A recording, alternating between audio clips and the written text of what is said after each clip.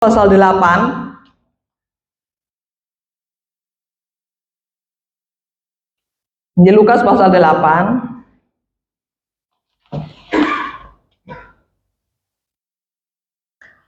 Ayat 40 sampai 56. Dalam satu perikop ini ada dua cerita. Kita tidak akan baca semua, saya ambil bagian-sebagiannya aja. Injil Lukas pasal 8 ayat 40 sampai ayat yang ke-56. Saya akan baca, sudah dapat semua. Ketika Yesus kembali, orang banyak menyambut dia sebab mereka semua menanti-nantikan dia. Maka datanglah seorang yang bernama Yairus, ia adalah kepala rumah ibadat. Sambil tersungkur di depan kaki Yesus, ia memohon kepadanya supaya Yesus datang ke rumahnya. Karena anaknya perempuan yang satu-satunya yang berumur kira-kira 12 tahun hampir mati.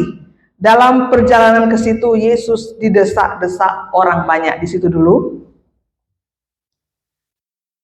Saya beri judul firman Allah pagi hari ini, terlambat. Kita semua yang ada pagi hari ini tidak suka mendengar kata terlambat. Dan kita banyak kali dan sudah banyak melakukan perkataan seperti ini, terlambat. Bahkan hampir setiap hari ada aja yang kita sampaikan, terlambat. Saudara yang kasih, kita manusia tidak suka dengan kata terlambat atau tertunda. Kita lebih suka dengan kata cepat. Cepat-cepat atau hal-hal yang instan. Apalagi orang yang mau melakukan perjalanan ke luar pulau, ke luar kota harus pakai pesawat. Terus tiba-tiba di airport delay, disuruh tunggu berjam-jam. Rata-rata semua penumpang tidak suka dengan itu. Semua penumpang bahkan bisa marah-marah kepada petugas di airport.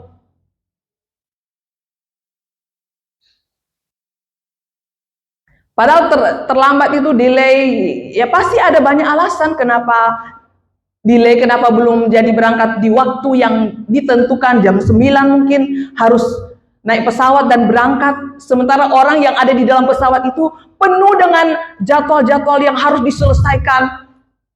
Ngamuk tuh penumpang. Itu banyak sudah masuk di TV, iya di mana-mana masuk orang marah-marah itu banyak. Itu sering terjadi. Dan sering terjadi juga, sekarang kan semua pakai internet, pakai wifi. Di rumah-rumah bahkan sedang di kafe-kafe itu ada wifi. Selain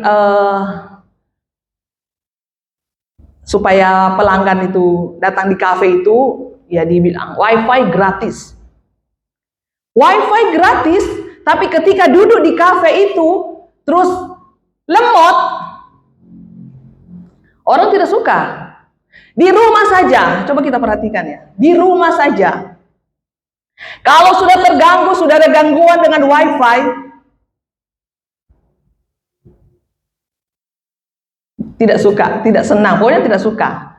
Kita di rumah itu kalau wifi itu terganggu, kan wifi itu kan banyak urusannya. Entah kerjaan, entah mungkin menghubungi anak, entah banyak aja, banyak keuntungan lah maksudnya orang pasang wifi di rumah, kan memang ada banyak bisa membantu kita, bisa membantu saudara. Tapi kalau dia gangguan, lemot, wah sudah. Terlambat dapat berita, terlambat kirim berita, masalah sudah. Kita sama Pak Agus itu kalau sudah langsung tanya sama yang punya wifi itu, kita kan bayar. Ini gangguan ya? Oh iya Pak, lagi gangguan.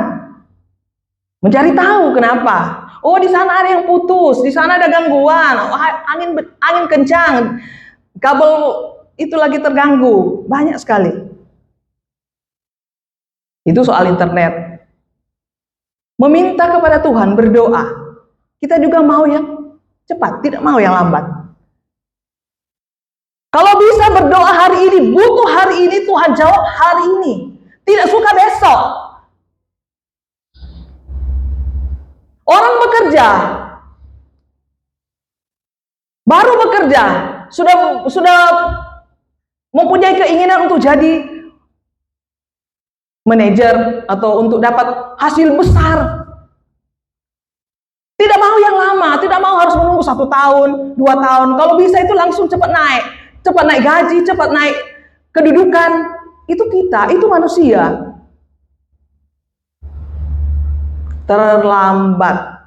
Jadi saudara dan saya kalau mau jujur, kita tidak suka terlambat. Tapi banyak kali kita lakukan terlambat itu. Orang kalau undangan pesta jam 5, saudara pergi jam 7. Ayo. Pesta jam 5, Jemaat GPD Panarukan diundang, ada satu acara pesta jam 5. Saudara pergi jam 7, setengah 8. Pesta jam 5, ada yang datang sudah jam 3 sudah datang. Jam 4 sudah datang. Bapak Gembala umumkan ibadah. Sering saudara lakukan apa? Terlambat. Jemaat Panarukan ibadah hari Minggu jam 9. Kalau ke gereja, saya juga bukan tepat-tepat waktu juga. Jadi saya berkhotbah juga bukan untuk saudara, untuk saya juga. Pengumuman Bapak Gembala, hari Minggu jam 9, tepat waktu. Waktu ini singkat. Terlambat juga. Terlambat. Kalau berkat tidak mau terlambat. Kalau berdoa mau cepat-cepat dijawab Tuhan.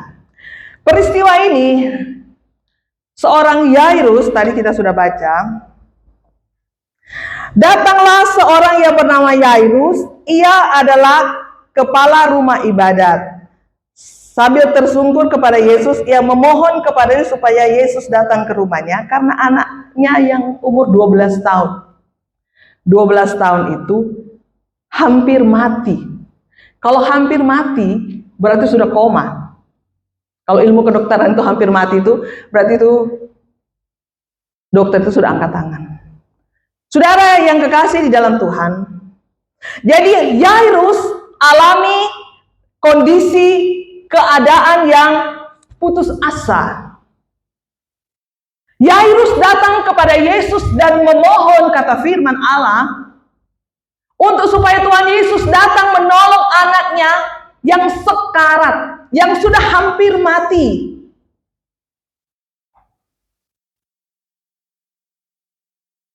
Seorang Yairus adalah kepala rumah ibadat. Berarti dia dikenal dan dia banyak kenal orang. Kepala rumah ibadat ya seperti, ya mungkin seperti Bapak Gembala mungkin. Jadi pimpinan di dalam satu rumah ibadah itu dia kepala. Ya mungkin ya. Bisa juga diartikan dengan yang lain. Seorang pimpinan di dalam rumah ibadah. Kalau di keluarga seorang bapak itu pimpinan di dalam rumah tangga, di dalam keluarga. Nah, posisi Yairus ini dalam keadaan, dalam kondisi yang benar-benar membutuhkan pertolongan. Dia seorang pemimpin, sudah tentu banyak yang dia kenal. Dia seorang pemuka mungkin, yang dikenal banyak orang, punya kedudukan. Tapi firman Allah pagi hari ini, dia datang kepada Yesus. Seorang suami, seorang pemimpin mungkin pasti dia sudah berusaha. Pasti dia karena begitu banyak kenalan, dia mungkin sudah ke tabib. Kalau zaman sekarang mungkin dia sudah berusaha ke dokter A, ke dokter B, ke dokter C. Tapi tidak ada perubahan. Tidak ada yang terjadi.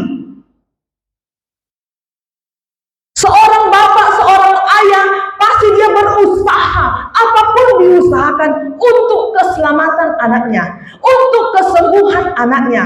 Seperti saudara dan saya, seperti seorang suami yang ada duduk pada siang hari ini.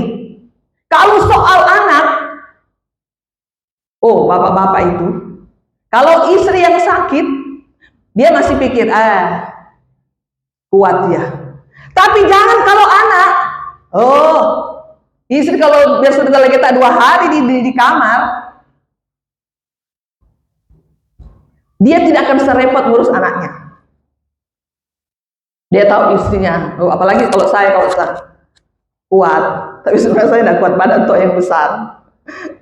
Kalau mas sudah sakit, aduh. Kita lihat banyak bapak-bapak tertawa mungkin seperti itu. Kalau soal anak, coba Hendra, Haris, mungkin banyak bapak-bapak ini. Kalau soal anak yang sakit, soal anak yang memerlukan sesuatu, bapak-bapak itu berusaha sekuat tenaga.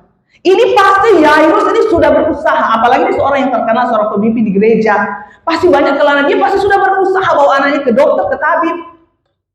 Kalau sekarang sudah ke dokter A, B, C, D, tidak ada kesembuhan terjadi. Pertanyaannya, kenapa Yairus datang kepada Yesus waktu anaknya sudah sekarat? Kenapa Yairus datang kepada Tuhan Yesus dan memohon kepada Yesus pada waktu anaknya hampir mati? Kata firman Allah, hampir mati. Dokter sudah angkat tangan mungkin. Tabib sudah bilang tunggu saja, kasih makan saja banyak-banyak. Ada orang kalau dokter sudah tidak mampu, sudah periksa hasil A, B, C, D, sudah tidak bisa ditolong. Tidak bisa ditolong lagi. Dokter angkat tangan, dokter langsung bilang, Bu, kasih makan aja banyak-banyak nih Bapak. Apa yang dia minta? Padahal kolesterol tinggi, darah tinggi, asam urat tinggi, kasih makan aja. Karena dokter sudah lihat, sudah tidak bisa ditolong. Jadi disuruh kasih makan biar cepat mati. Padahal darah tinggi, asam urat tinggi. Tapi herannya yang saya lihat, dokter suruh makan apa aja, umur panjang loh. Ada yang di Surabaya itu, malah yang ngurus dia sehat mati duluan. Yang ini dokter bilang kasih makan, Bu kasih makan aja. Padahal ini bapak ini sakit kolesterol tinggi, asam urat, ada diabetes, sampai luka, sampai ada yang harus diamputasi. Kasih makan banyak-banyak. Yang ngurus sehat, yang ngurus yang meninggal, yang makan sembarangan ini malah umur panjang. Saudara yang kekasih, ada banyak hal yang tidak mengerti. Tapi peristiwa tentang Yairus, anaknya hampir mati. Kenapa Yairus datang kepada Yesus pada waktu anaknya sekarat? Seringkali tanpa kita sadari, tanpa saudara dan saya sadari, kita itu tidak beda jauh dengan Yairus. Kita tidak berbeda jauh dengan Yairus. Hal-hal yang sudah sekarat, baru cari Yesus.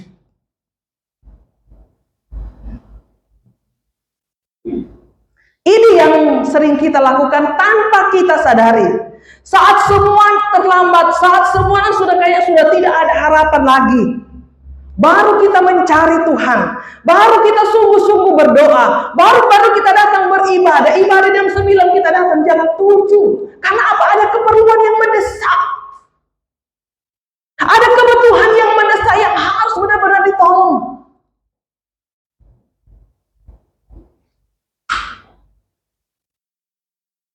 Saat di rumah sakit dibawa pulang, sudah tidak ada harapan. Baru bilang, saya mau ibadah, saya mau ke gereja, dulu sehat-sehat masih bisa berjalan. Tidak pernah pakai langkah kaki kita ke gereja.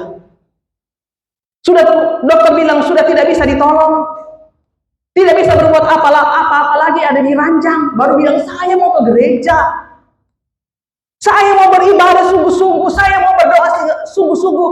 Tapi memang banyak orang ada di posisi seperti itu. Sudah sekarat, hampir mati.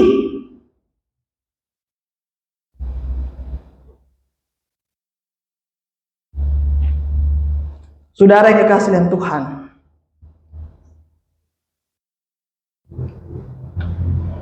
memang ada orang yang memang Tuhan bilang, dokter bilang sudah, dokter juga bingung dengan penyakitnya, dokter juga sudah berusaha, tapi tidak bisa menghasilkan apa-apa. Tapi ada juga jemaat-jemaat yang memang ada di posisi seperti itu, dan akhirnya dia mengambil keputusan, oh saya mau, ya Tuhan masih kasih hidup meskipun masih dalam keadaan sakit, mau berbakti kepada Tuhan, mau beribadah kepada Tuhan, mau lakukan apa saja kepada Tuhan. Biar cuma sapu-sapu gereja, biar cuma cuci piring, mau melayani Tuhan, tapi sudah sekarat. Waktu masih banyak, nggak pernah pakai. Kalau di dalam usaha, persediaan mungkin sudah habis, tabungan mulai menipis, kesehatan tubuh ini habis, digerogoti penyakit, rumah tangga di ujung tanduk, hampir masuk pada perceraian. Baru mencari Tuhan, baru datang kepada Tuhan dan memohon seperti Yairus. Anaknya hampir mati, baru datang mencari Tuhan. Padahal dia, kata firman Allah, adalah seorang yang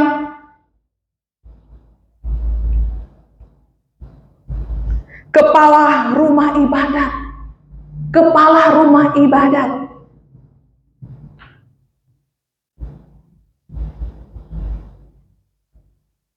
Tapi bisa alami posisi atau kondisi hidup yang putus asa seperti itu. Orang kalau memohon, benar-benar kita lihat aja, kalau orang memang lagi butuh sesuatu yang datang kepada kita dengan memohon, benar-benar orang ini sudah tidak ada kekuatan lagi. Coba tiba-tiba ada orang datang kepada kita. Ada yang memang datang kayak nagih, meminjam uang kayak nagih. Tapi kalau memohon beda. Memohon itu adalah sesuatu seruan dari dalam hati, membutuhkan pertolongan yang kalau bisa cepat. Itu permohonan. Memohon, jadi harus datang, kata firman Allah, memohon kepada Yesus untuk datang ke rumahnya. Anaknya yang 12 tahun sakit, hampir mati. Sekarat baru datang.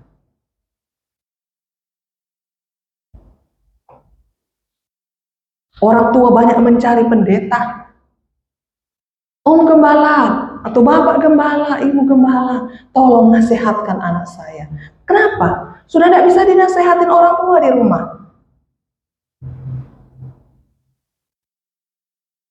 Telepon bapak gembala, ibu gembala, atau siapa saja. Mungkin kita kenal seseorang, ya mungkin dengar nasihat dia, anak saya bisa terima nasihat. Di rumah sudah tidak bisa diatur, di rumah sudah tidak bisa mendengar nasihat orang tua. Banyak anak-anak muda hari-hari ini berontak kepada orang tua. Banyak orang-orang tua kaget, kok anak saya seperti ini? Dulu, kalau kita mengingat, pernahkah kita mendorong anak-anak kita untuk datang sekolah minggu? Pernahkah kita mendorong anak-anak untuk datang ke gereja? Saya sampai sekarang sama Pak Agus tetap, meskipun kita jauh sama anak, tetap di WA. Jangan lupa ibadah hari Minggu. Nanti laporan dari Semarang, sudah Mas, sudah ibadah. Nanti dari Jombang, sudah. Nana sudah ikut sekolah minggu. Cuma itu yang bisa membuat kita suami istri itu senang masuk mendengar itu anak-anak itu. Hari-hari ibadah itu ada di rumah Tuhan. Sekarang orang tua, apa? Terlalu sibuk. Jadi jangan kaget ketika anak dewasa itu memberontak. Jangan kaget ketika anak dewasa kita telepon kepada Bapak Ibu Gembala, tolong nasihatkan. Dia sudah tidak dengar nasihat kami di rumah. Sudah sekarat baru telepon gembala. Kenapa? Dia sudah tidak bisa urus. Jangan tunggu sekarat. Anak kita masih kecil, dorong dia sekolah minggu, dorong dia ibadah. Untuk masa depan dia, untuk pendidikan itu perlu. Tapi untuk sampai ke sana, kalau bukan Tuhan yang menolong perjalanan atau langkah hidup anak-anak saudara dan saya, tidak akan pernah bisa sampai di sana. Di tengah jalan dia banyak ketemu dengan orang-orang bukan orang baik saja. Di tengah perjalanan mau meraih, menggapai mimpi yang tinggi, dia akan dipertemukan dengan orang-orang yang bukan baik hati semua. Kalau anak-anak kita, cucu-cucu kita tidak ada bekal firman, dia tidak akan pernah bertahan. Cuma firman yang membentengi hidup anak-anak saudara dan saya. Cuma firman. Saya melewati dulu masih kecil sekolah minggu. Itu papa, mama itu selalu bangun, ibadah, bangun, ibadah, bangun, ibadah.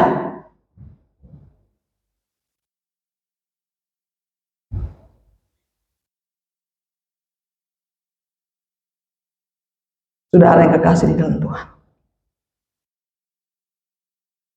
suruh ibadah itu anak-anak. Punya anak-anak kecil, suruh datang ke gereja ibadah. Cuma itu yang mereka bisa bawa, bertumbuh. Dan firman itu yang membentengi hidup mereka.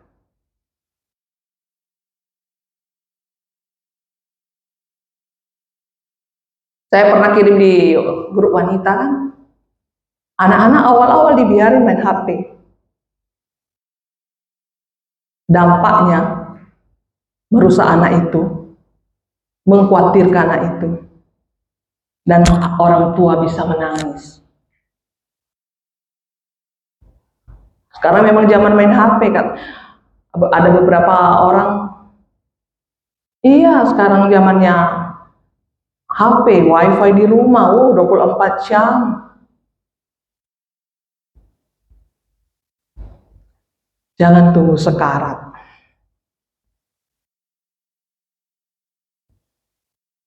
Jangan tunggu sampai terlambat.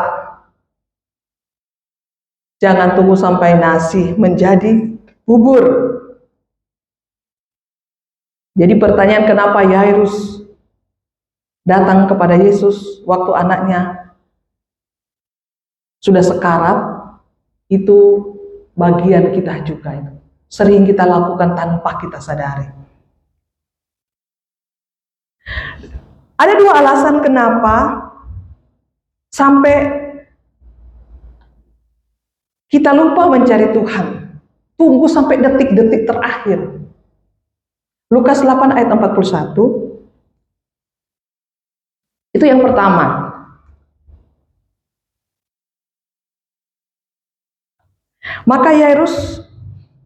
Maka datanglah seorang yang bernama Yairus. Ia adalah kepala rumah ibadat.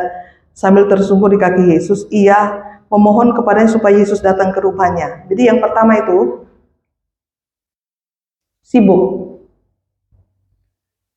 Yairus kan bukan orang pengangguran, sibuk. Kepala rumah ibadat, tentu dia banyak urusannya.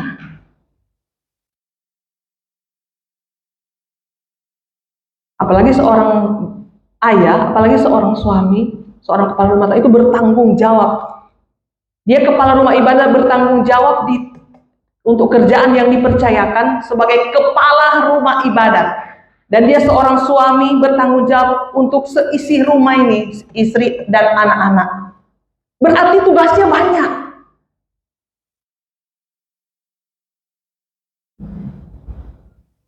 Kita di rumah kayak suami-suami itu bertanggung jawab untuk keluarga itu. Bekerja, kerja banting tulang, ada kata-kata seperti itu. Untuk apa? Untuk memenuhi kebutuhan. Jadi harus bekerja keras. Nah, Yairus ini bukan orang yang pengangguran. Dia adalah kepala rumah ibadat. Berarti dia banyak kerjaan. Terlalu sibuk. Bahkan mungkin terlalu sibuk di dalam pelayanan, mengabaikan keluarga, sampai sudah sekarat baru datang kepada Tuhan. Sampai sudah hampir mati baru mencari Tuhan, baru mencari Tuhan Yesus, baru memohon kepada Tuhan. Dia seorang yang sibuk. Jadi kenapa orang lupa mencari Tuhan atau tunggu sampai detik-detik? Dia adalah orang yang sibuk. Saudara dan saya bukan orang pengangguran. Kita semua sibuk. Masing-masing kita ada pekerjaan yang Tuhan percayakan yang membuat kita sibuk. Tapi banyak kali pekerjaan yang Tuhan beri menyita banyak waktu, dan seringkali, tidak semua, tapi banyak kali membuat kita akhirnya lupa dengan Tuhan. Yairus tidak beda jauh dengan saudara dan saya. Sibuk, dia seorang kepala rumah ibadat. Bapak-bapak yang ada pada siang hari ini sebagai kepala rumah tangga sibuk. Sebagai ayah dari seorang anak, dari anak-anak, suami dari seorang istri. Banyak yang harus diurus, banyak yang harus ditangani.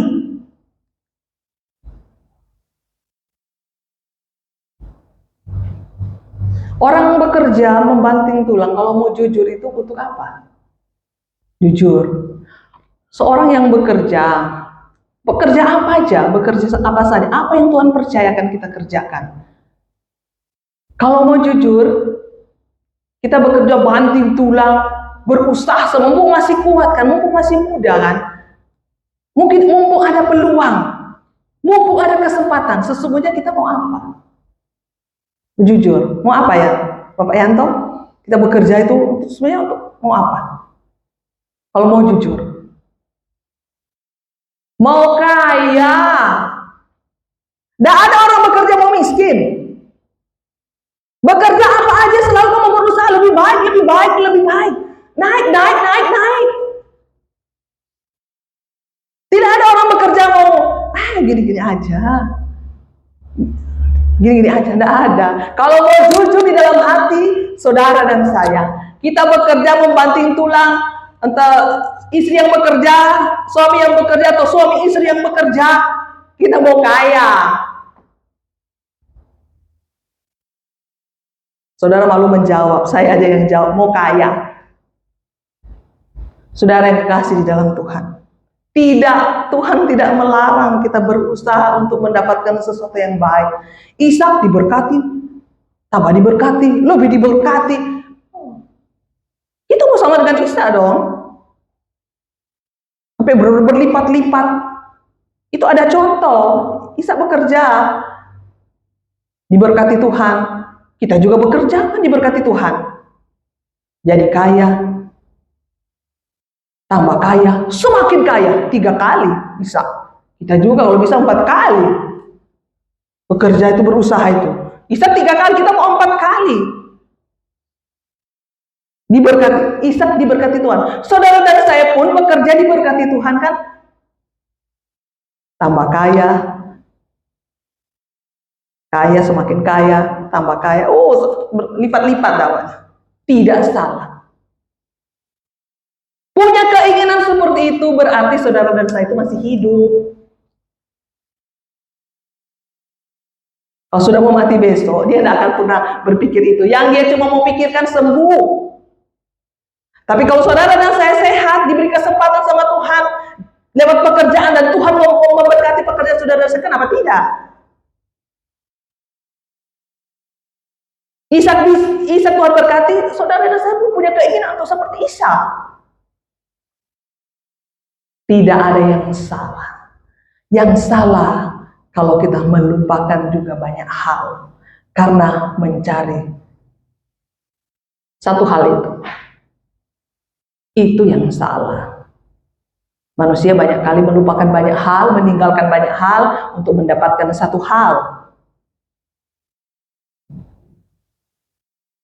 Meninggalkan keluarga, anak-anak tiba-tiba udah besar.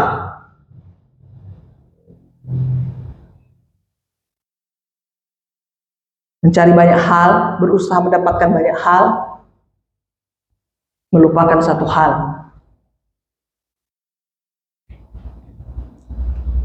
sibuk.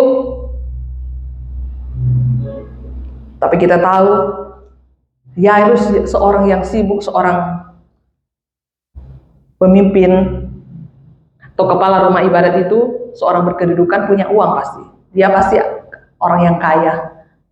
Tapi ternyata yang dia punya tidak mampu menyembuhkan anaknya. Makanya dia datang kepada Tuhan. Sisa-sisa tenaga yang dia punya, sisa-sisa harapan yang dia punya, sisa-sisa keinginan yang Yairus punya, cuma ingin anaknya sembuh. Dia datang kepada Tuhan. Mungkin banyak hal dalam hidup saudara dan saya sudah sekarat. Ekonomi sekarat, rumah tangga sekarat, kesehatan sekarat. Masih ada harapan satu hal, datang kepada Tuhan. Amin. Yairus tidak membiarkan anaknya sakit dan sekarat itu dibiarkan. Kita tunggu saja. Tunggu saja. Tidak berbuat apa-apa. Di ujung-ujungnya, melihat anaknya yang hampir mati itu, masih ada harapan untuk mencari satu pertolongan dari Tuhan. Saudara yang lebih tahu, saudara saya itu sekarat di bagian mana.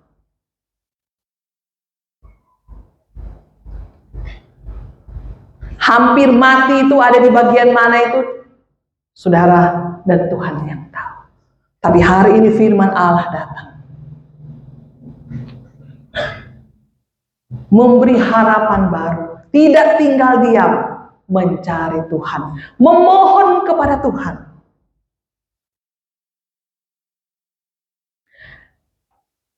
Alasan kenapa lupa mencari Tuhan. Yang kedua, solusi. Ya solusi yaitu Markus 5 ayat 25, kita lihat.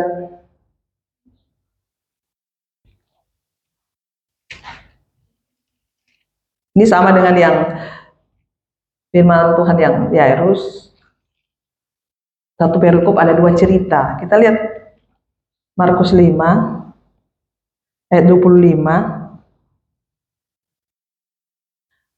Adalah di situ seorang perempuan yang sudah 12 tahun lamanya menderita pendarahan. 26. Ia telah berulang-ulang diobati oleh berbagai tabib sehingga telah dihabiskannya semua yang ada padanya. Namun sama sekali tidak ada faedahnya, malah sebaliknya keadaannya makin memburuk. Itu satu itu bergandengan peristiwa ini. Tapi kita yang buka yang Markus 5. Jadi seorang wanita di anaknya umur 12 tahun. Umur 12 tahun sakit hampir mati. Nah ini wanita ini bukan umur 12 tahun. 12 tahun sakit. Sama-sama 12. Sama-sama 12. Kalau ada angka keberuntungan bisa pasang 12. Anak tadi umur 12 sakit, hampir mati. Ibu ini menanggung rasa sakit, menderita dalam keadaan sakit 12 tahun.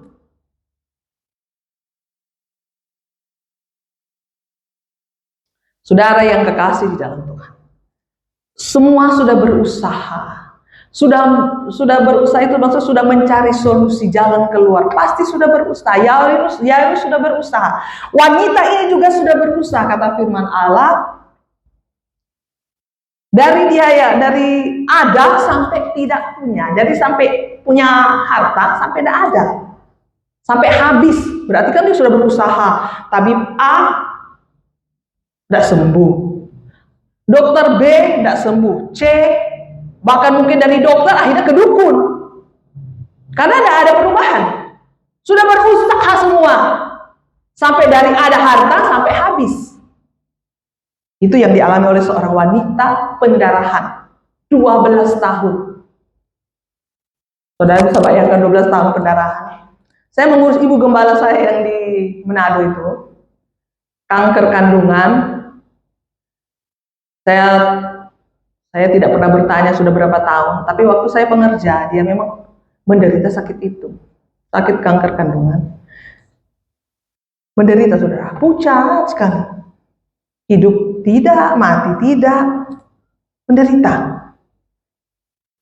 Saya yang di sana, jadi pengerja 2 tahun, yaitu urus ibu gembala. Saya sekolah, terus praktik di sini, baru ibu gembala saya meninggal. Ibu gembala tempat saya praktek. Itu bertahun-tahun, cuma saya tidak pernah tanya dia sudah berapa tahun.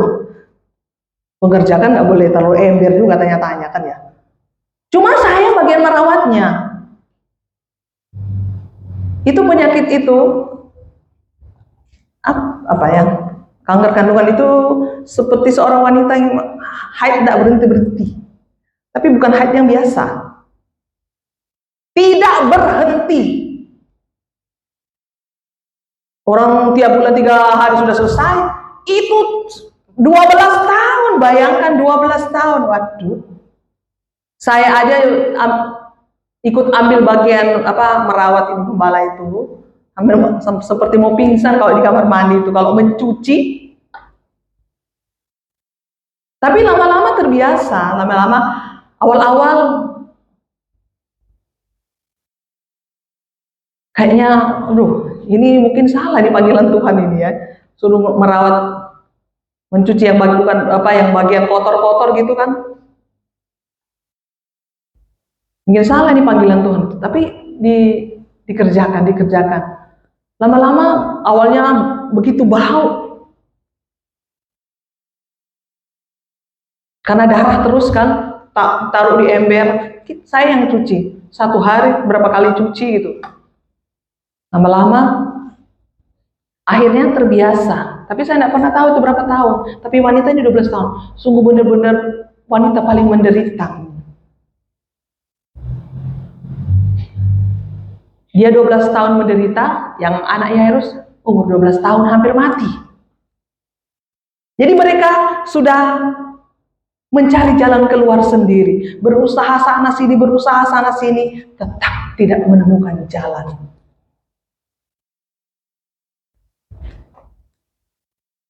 Tapi kita melihat kebaikan Tuhan. 2 wanita ini diberi kesempatan hidup dengan mujizat Tuhan. Amin. 2 wanita ini sama-sama sekarat dengan penyakit yang berbeda, tapi sama-sama sekarat. Tapi Tuhan masih beri mereka waktu. Tuhan masih beri mereka kesempatan. Saudara dan saya pun yang ada pada pagi hari ini.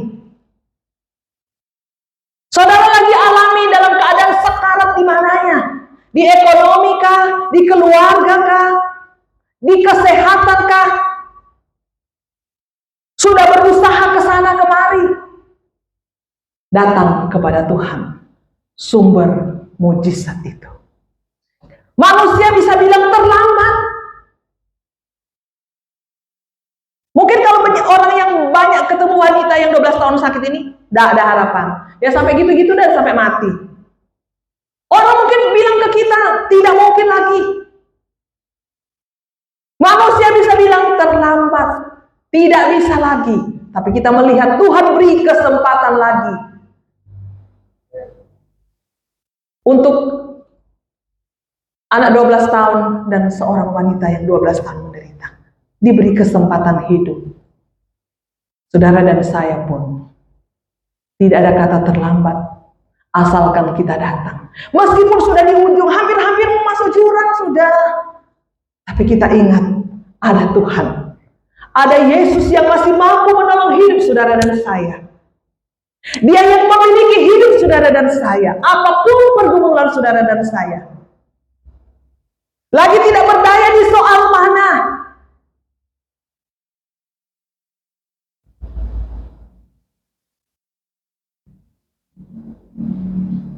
Yesus peduli. Seperti Lazarus yang sudah mati. Bahkan anak ini, kata firman Allah, karena begitu banyak orang berdesak-desakan, sampai Yesus itu kan sudah mendengar Yairus mengatakan memohon untuk menolong anaknya. Tapi karena orang banyak, kata firman Allah, kalau sudah baca terus, orang banyak mendesak-desak, termasuk seorang wanita ini yang ada di perjalanan Yesus, berusaha untuk menjamak jubahnya Yesus. Membuat akhirnya perjalanan Yesus tidak cepat sampai ke rumah Yairus, dan akhirnya anak Yairus mati.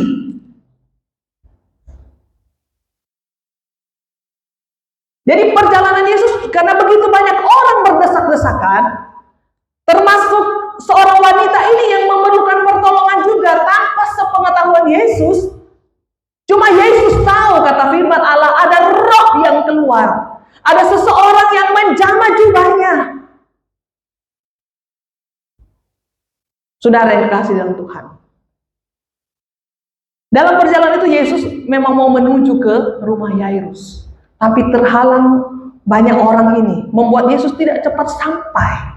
Sampai berita datang kepada Yesus, tak usah bikin susah guru lagi, sudah mati anak itu. Percuma datang kepada Yesus, tak usah bikin susah lagi, sudah mati anak itu. Karena apa? Yesus tidak cepat sampai. Karena terhalang banyak orang, termasuk seorang wanita ini, yang menghambat perjalanan Yesus. Saudara, percaya saja. Kadang mungkin Tuhan bertujuan menolong seseorang, siapa mungkin.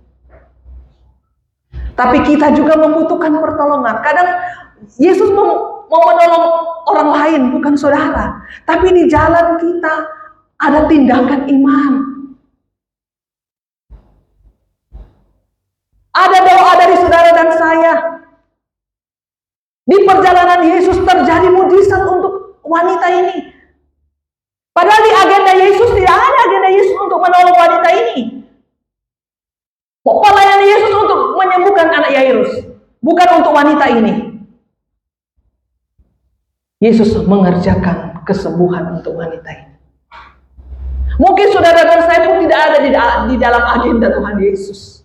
Tapi ketika kita datang memohon kepada Tuhan, bahkan tanpa sepengetahuan Tuhan, kita cuma bisa menjamah jubahnya, kata firman Allah, terjadi mujizat.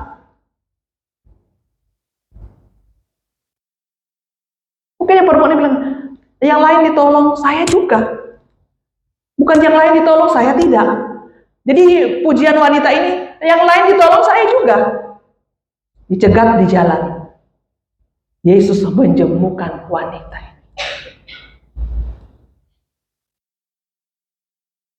Prioritas Yesus menyembuhkan anak Yairus, yang menerima mujizat pertama justru wanita yang ada di perjalanan.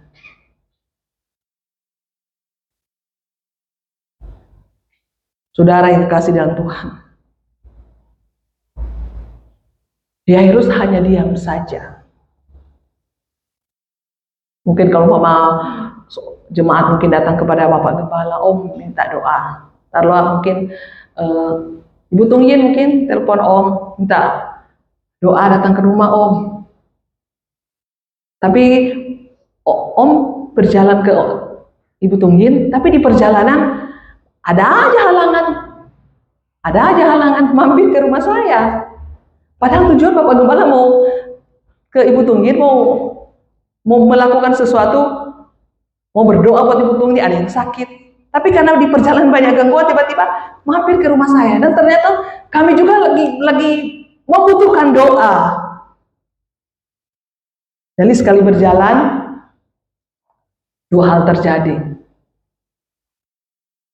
Keluarga saya juga alami pertolongan Tuhan, Ibu Tunggi juga alami pertolongan. Makanya seperti itu ceritanya. Saudara yang kekasih, kadang-kadang tujuan utama perjalanan Yesus bukan saudara. Mungkin orang lain, bukan saudara dan saya. Yang Yesus mengadakan mujizat orang lain, bukan untuk saudara dan saya. Tapi iman saudara dan saya membuat Yesus berhenti dan melakukan sesuatu untuk saudara dan saya. Amin. Iman saudara dan saya membuat Yesus melakukan sesuatu di perjalanan waktu Yesus mau ke rumah Yairus. Dan apa yang terjadi? Kesembuhan dua wanita ini terjadi dalam waktu yang sama. Amin. Tuhan itu luar biasa.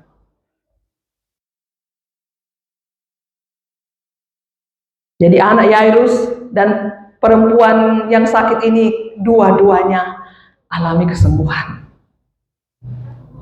Kayak Lazarus juga kan, sampai mati 4 hari baru Yesus datang. Berita sudah datang. Kayak Yairus kan memberi berita kepada Yesus, tolong anak saya. Seperti juga waktu Maria memberi berita kepada Yesus bahwa Lazarus sakit. Di tengah jalan ada aja. Sampai kata firman Allah, Yesus sampai menunda perjalanannya untuk sampai ke rumah perkabungan Lazarus. Dari berita datang masih sakit, Yesus pergi sudah mati. Dari Yairus memohon kepada Tuhan waktu anaknya masih sakit, Yesus pergi ke tempat Yairus, anaknya sudah mati. Tapi Yesus tetap sama. Dia tidak pernah berubah. Jalan pikiran Tuhan dengan jalan pikiran saudara itu sangat berbeda. Waktu Lazarus sudah terlambat sampai sana, sudah mati, sudah berbau. Tidak mungkinlah orang sudah mati, sudah berbau. Menurut pikiran manusia itu sudah terlambat. Ngapain susah-susah lagi Yesus datang ke sini? Oh, sudah mati, sudah berbau. Bahkan kadang-kadang posisi hidup saudara saya seperti itu. Sudah tidak ada harapan. Tapi Yesus adalah Allah yang saudara dan saya sembah. Dia adalah penyelamat hidup saudara dan saya. Tidak pernah mengecewakan hidup saudara dan saya. Meskipun seperti kita seperti hari sudah terlambat. Orang bilang sudah tidak mungkin lagi. Tapi ketika Yesus ada di situ, ada yang terjadi buat saudara dan saya. Amin. Respon, kita lihat respon dari seorang Yairus dan wanita ini. Matius 9 ayat 20 dan 21. Matius 9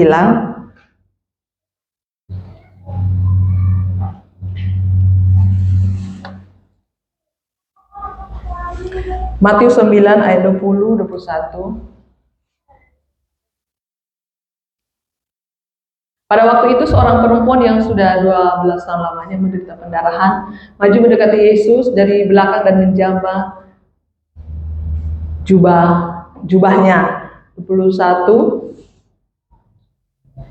Karena katanya dalam hatinya, asal ku jamah saja jubahnya, aku akan sembuh. Jadi respon yang pertama, diam. Wanita ini di dalam Alkitab tidak berteriak-teriak. Yairus pun memohon kepada Tuhan. Biasanya orang kalau memohon tidak dengan suara keras. Biasa orang kalau memohon itu malah hampir-hampir tidak terdengar.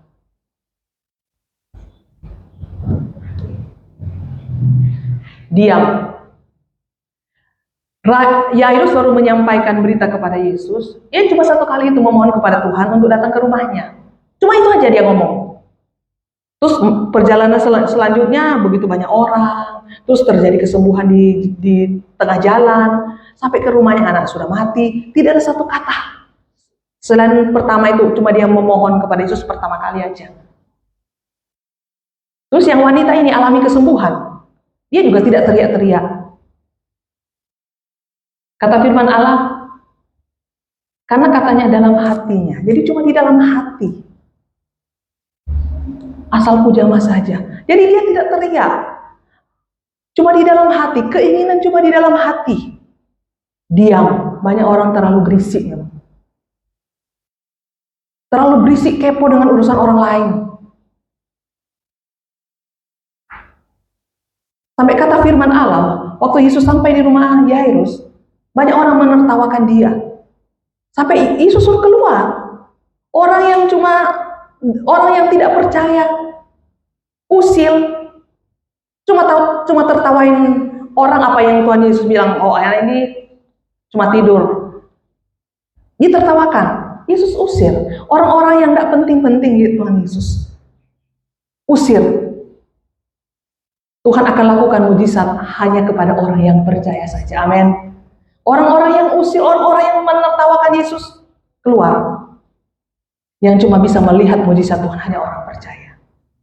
Saudara yang dikasih dalam Tuhan, banyak orang-orang berisik di sekeliling kita. Tetap tenang, diam. Allah bekerja di situ. Amin. Jadi Yairus pun meskipun dia lihat maksud dia supaya Tuhan cepat-cepat datang menolong, tidak langsung. Masih dihambat di perjalanan, masih sembuhkan wanita yang sakit 12 tahun. Sampai di rumah malah anaknya mati. Yairus tidak ngomong. Kalau kita jadi Yairus langsung bilang, Tuhan, dari tadi saya sudah bilang, anak saya sekarat. Biar aja yang di jalan ini, tidak usah tolong yang wanita ini. Anak saya hampir mati. Yairus tidak bicara apa-apa. Yairus tidak berkata apa-apa. Dia diam sampai melihat mujizat Tuhan itu sungguh ada. Amin. Kadang-kadang kalau banyak bicara, akhirnya banyak salah bicara. Tuhan lewat firman Allah pada siang hari ini, diam. Tidak ada yang terlambat bagi Tuhan. Amin. Ada waktu-waktu saudara saya harus diam. Tidak usah terlalu banyak bicara. Tuhan lebih tahu yang saudara perlukan dan saudara butuhkan. Tuhan juga tahu, meskipun orang bilang terlambat, meskipun terlambat Tuhan tetap tepat waktunya. Amin. Terlambat kan sudah mati, tapi Tuhan mengadakan mujizat tepat. Meskipun terlambat, tapi tepat waktunya. Diam di kaki Tuhan. Tidak usah terlalu berisik. Kita sudah berusaha ke sana, ada waktunya kita diam saja. Kita mungkin sudah ke sana A, B, C, D. Tidak ada harapan, tidak ada. Diam. Apa kata Yesus? Itu yang terjadi dalam hidup saudara dan saya. Jadi yang Lukas 8 ayat 9-50, tadi diam. Yang kedua, tidak hilang harapan. Diam bukan berarti terserah aja, bukan.